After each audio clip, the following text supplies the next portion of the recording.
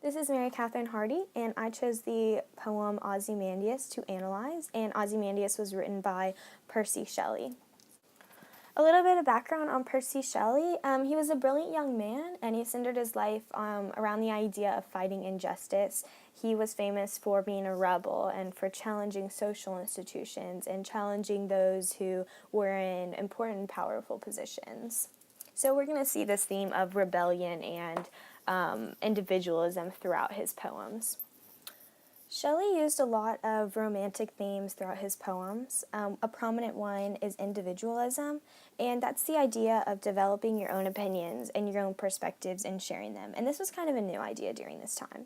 So a line which supports this theme is a sneer, cold command, and the use of the word sneer was used to describe the ruler, Ozymandias, and that's going to be a very rebellious line to add to his poem, so we can see Shelley's rebellious side through this. The author continues to mention how the sneer on the statue reveals the opinion of the sculptor who had built it. The sculptor had developed his own opinions about Ozymandias and proceeded to convey them through his art, which is a rebellious act. So we can see both Shelley and the sculptor demonstrating individualism. Another theme would be emotion, and emotion kind of goes hand in hand with memory. So a line that supports this theme is a hand that mocked them. So this line reveals that the memory that citizens associate with Ozzy is not a positive one. The use of the word mock reveals that Ozzy was definitely not a good ruler. He was probably very selfish, definitely not a caring leader. And I think that this memory is going to be very, very prominent, as we can see through the next line, nothing beside remains. So this line is kind of the line of emphasis in the poem, and you can see that through syntax, which I will discuss later. But it reveals that the people that lived under the rule of Ozzy did not care enough about him or his creation to attempt to protect it or preserve it in any way. Nothing beside remains is describing that next to the statue, there's absolutely nothing surrounding it. It is simply barren. So these people are leaving his legend there to crumble, and I think that they did that because they felt that Ozzy did the same for them, because he just wasn't a great ruler at all. Another theme we see is nature. We're definitely going to focus more on the destructive side of nature. But a line that supports this theme is half-sunk, shattered visage lies. And this line is going to describe the face of the statue being kind of swallowed by the sand around it. So this quote is definitely going to emphasize the power that nature has over man. Ozzy spent a lot of his rule ordering sculptors to build statues of him, perhaps so that he might be remembered. However, nature swallowed what he left behind, and Shelley was trying to deliver the message that the corruptness and the powerful positions does not need to be permanent, because Ozzy's power was not permanent, his reign was not permanent, and eventually nature took over the statue that he built, and so there's going to be an end to the corruptness of the church, so why not end it sooner? So Shelley also used literary elements in his poetry.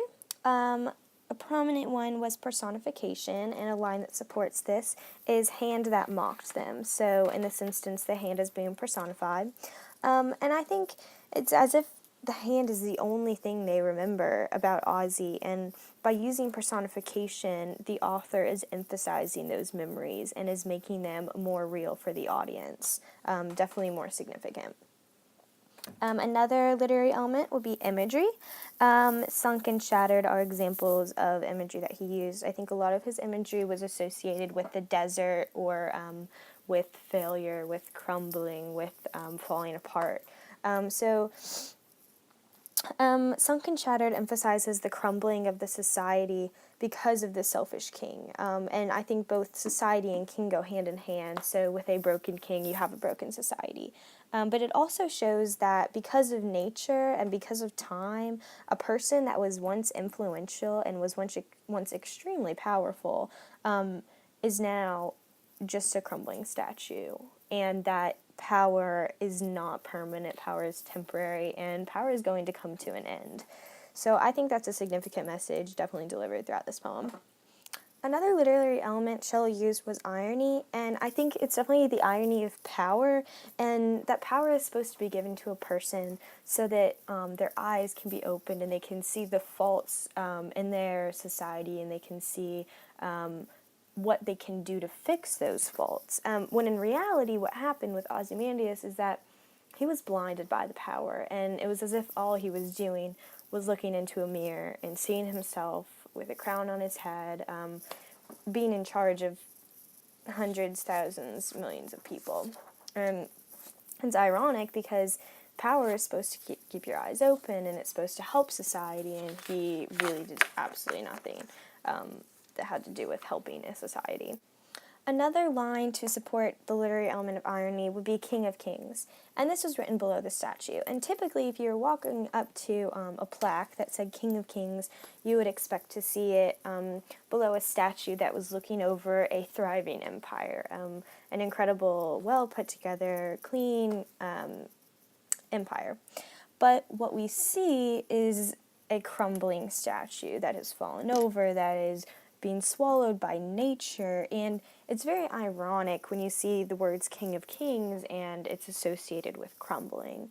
So I think that's really significant because it's going to point towards, again, the idea that Ozzy was not a good ruler, and because he thought of himself as the King of Kings, because he thought of himself as the greatest ruler of all time, he is going to be seen looking over lone and level sands that stretch far away. So again, he's not looking over a thriving empire. This crumbling statue is looking over sands and looking over nothing. So again, emphasizing that Ozzy was not a successful ruler.